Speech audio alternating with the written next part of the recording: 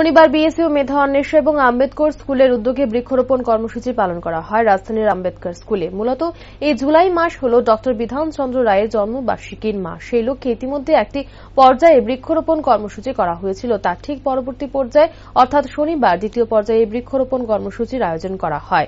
ফলে এই কর্মসূচির দরুন স্কুলে 5টি ফলের গাছ লাগানো হয়েছে। অন্যদিকে এই উদ্যানে সর্বমোট 25টি ফলের গাছ রয়েছে, যার মধ্যে পেয়ারা এবং কাঁঠাল গাছের ফল ধরছে।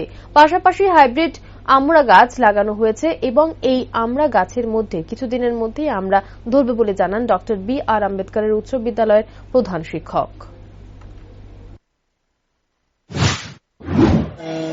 এই মাসটা তো ডক্টর বিধানচন্দ্র রায়ের জন্মমাস, এই উপলক্ষে আর দুদিন বাকি আছে।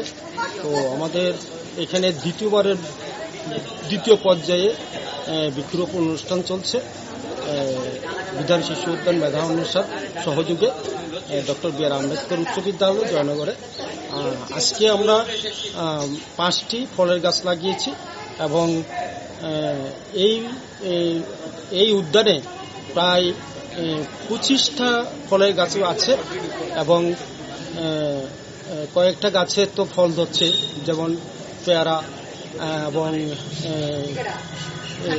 কাঁঠাল এগুলো ধরছে, আর বাকিগুলো গাছগুলো ছোট। আজকে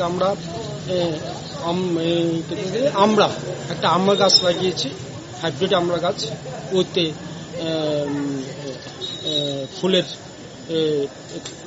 ফুল সহ কিছুদিনের মধ্যেই আমড়া গাছে আমরা ধরবে। এবং পাশাপাশি এখানে সবজি চাষও হয় এই বাগানে। তো